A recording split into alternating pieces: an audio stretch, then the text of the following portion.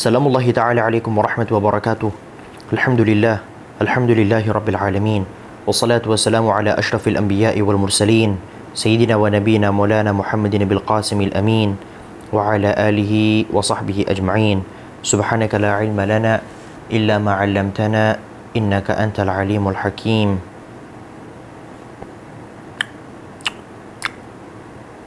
Amma ba'd.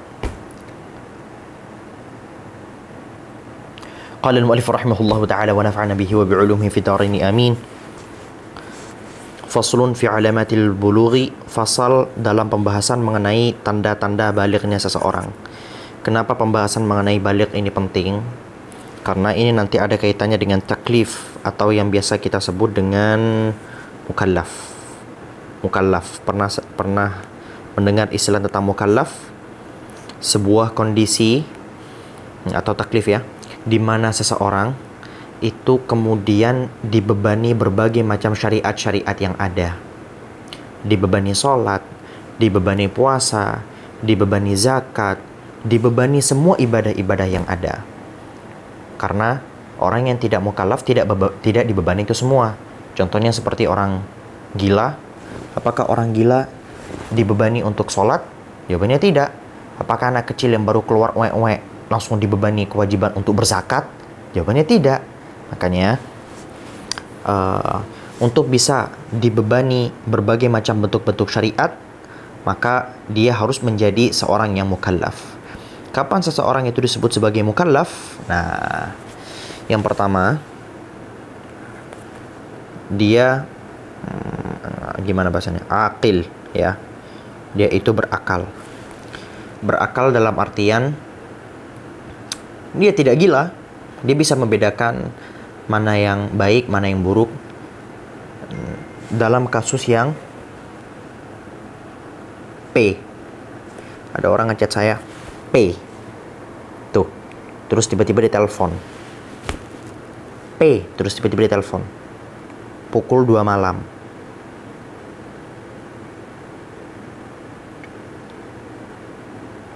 Salam gak ada, tiba-tiba dia telepon, pukul 2 malam. Orang-orang itu gak belajar adab apa gimana ya?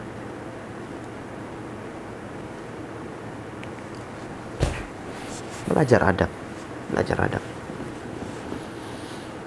Entah itu pun siapa saya gak tahu. Nomor gak jelas, belum ada perkenalan. Nah, saya malah kemana-mana. Nah, yang pertama dia harus berakal. Maka orang yang tidak berakal seperti orang yang tidak bisa membedakan mana yang baik dan buruk dalam pengertian yang bisa dipahami semua orang. Ada baik dan buruk yang tidak bisa dipahami oleh semua orang. Contohnya seperti apakah saya harus berpisah dengan dia atau tidak. Nah, itu kan gak semua orang tahu dan bisa memilih itu kan. Nah, tapi ada orang yang tahu, yang bisa dipahami oleh semua orang. Seperti kalau misal saya pegang api ini, itu panas. Dan yang lebih baik adalah saya tidak memegang api ini. Nah, itu bisa dipahami oleh semua orang. Nah, orang bisa membedakan panas dan dingin. Nah, itu pokoknya lah. Yang pertama adalah berakal. Ribet banget jelasin tentang berakal. Maaf. Yang kedua, ya ini, baligh. Nah, kapan seseorang disebut baligh? Kita bahas nanti ya. Pokoknya yang kedua adalah baligh. Sehingga kalau misal orang belum baligh, maka dia tidak bisa disebut sebagai mukallaf. Yang ketiga, qadir. Artinya mampu. Mampu untuk melaksanakan sesuatu. Allah Subhanahu wa taala berfirman, "La yukallifullahu nafsan illa wus'aha." Allah tidak akan pernah membebani hambanya di luar daripada kemampuannya. Dalam artian, dan orang yang tidak mampu ini dalam melaksanakan satu syariat, ya dalam syariat, dalam fiqh itu dia biasanya diberikan dua pilihan. Disuruh memilih antara dua pilihan. Yang pilihan itu sudah ditentukan oleh batas-batas fikih nanti ya. Antara diganti atau ditiadakan secara total. Diganti contohnya ada orang nggak bisa sholat berdiri, sholat duduk. Nah, itu artinya diganti. Atau ditiadakan secara total, dan itu nanti ada pembahasannya di fiqh ya, nanti insya Allah kita bahas ya. Nah, dia mampu. Yang keempat, salamatul hawas, yaitu panca indera yang selamat. Nah, dan ini ada klasifikasinya. Apakah setiap orang yang panca inderanya tidak lengkap lantas dia tidak mukallaf? Jawabannya tidak.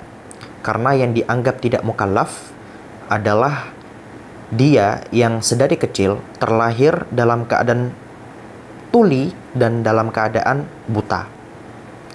Gimana caranya dia bisa mempelajari sesuatu? Gimana caranya dia bisa mengerti sesuatu? Kalau dari kecil ya dia buta dan dia gak bisa mendengar.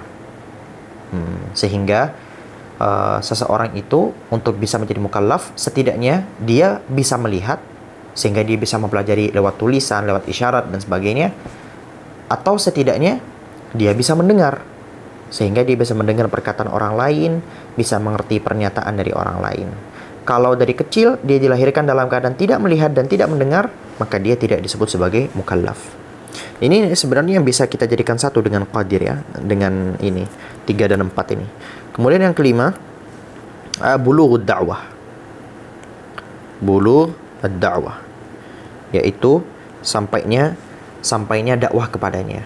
Kalau semisal ada orang-orang yang tinggal di pedalaman Papua atau pedalaman manapun, pedalaman Amazon, pedalaman manapun lah, pokoknya yang tertinggal di daerah-daerah yang betul-betul tertinggal, di mana mereka tidak pernah mendengar sama sekali tentang Islam, maka mereka tidak mukallaf.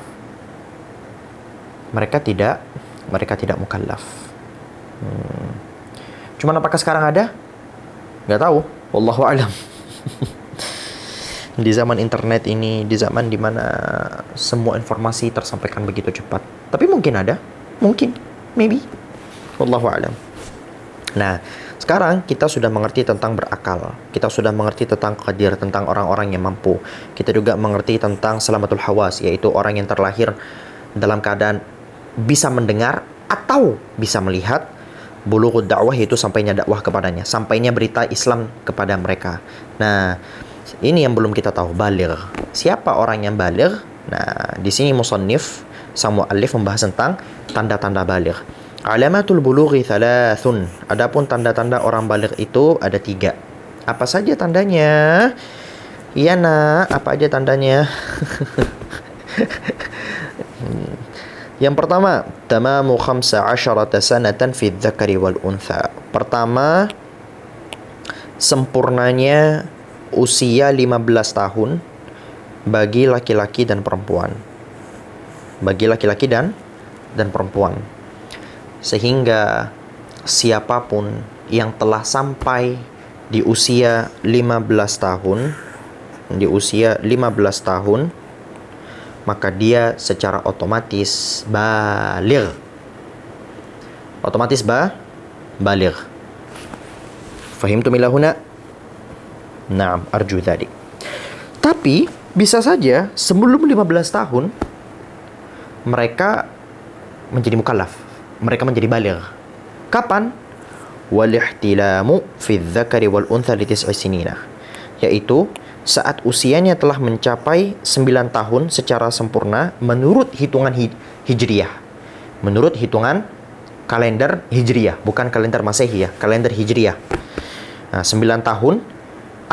Bagaimana ceritanya anak yang 9 tahun itu bisa menjadi baligh?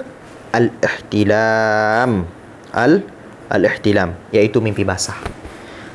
Sebuah kondisi di mana seorang bocil mungkin mimpi basah. Dan kalian tahu mimpi basah, keluar dari, dan harus jelas, harus melihat, dan harus bisa dirasakan keluar dari kemaluannya basah-basah itu, keluar mani. Kalau cuma sekedar mimpi tapi tidak keluar apa-apa, nah tidak disebut ihtilam. Mama, papa, abang, mbak, tante, om, kakek, nenek, apapun itu. Saya tadi kayaknya mimpi begini deh. Mimpi, kalau saya, gitulah pokoknya, gak perlu kita perinci. Cek, apakah ada sesuatu yang keluar atau tidak.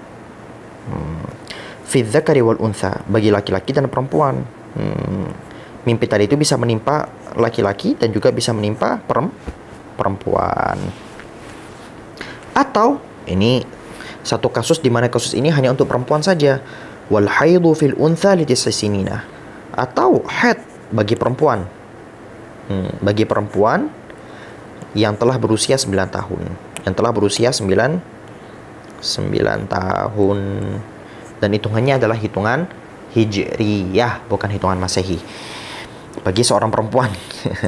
Nah, kalau semisal sebelum usia 9 tahun terus ternyata keluar darah, maka dia dianggap sebagai damun fasid. Itu dianggap sebagai darah penyakit yang dianggap saja itu hukumnya dalam fikih itu seperti kencing. Kalau semisal sebelum usia 9 tahun. Apakah harus sempurna usia 9 tahun? Jawabannya tidak. Tapi 9 tahun kurang 16 hari. 9 tahun kurang 16 hari. Ya, kurang 16 hari. Maka dia baru disebut sebagai baligh. Jadi, pertama ada yang dikhususkan kepada laki-laki perempuan. Ini ada dua. Yang pertama adalah sempurnanya 15 tahun. Tapi bisa saja sebelum. Jadi begini konsepnya. Lihat dulu saat dia di usia 9 tahun. Udah mantap nih usia 9 tahun, kita cek. Apakah dia haid? Tidak. Apakah dia mimpi basah? Tidak. Ditunggu. Usia 10 tahun? Belum. Usia 11? Belum. Usia 13? Habis 11 berapa? Habis 12? Tidak. Usia 13? Tidak. Nah, itu ditunggu. Kalau ternyata dia belum mimpi basah, belum haid juga, nah, maka di usia 15 tahunnya, walaupun dia belum mimpi basah, walaupun dia belum haid, maka dia tetap baligh. Enak aja, nanti banyak orang-orang yang belum mimpi basah, belum ini, tahu-tahu mendewasa, tapi mereka belum mukallaf. Ya agak gitu juga. Gitu ya. Fahimtum ila huna? Hada wallahu subhanahu wa ta'ala a'lamu bis-shawab. Subhanakallahumma bihamdika asyhadu an la ilaha illa anta astaghfiruka wa atubu ilaik. Assalamualaikum warahmatullahi wabarakatuh. 12 menit doang. Saya berasa ngomong setahun dari tadi. Bye-bye. Assalamualaikum warahmatullahi wabarakatuh. Bye-bye.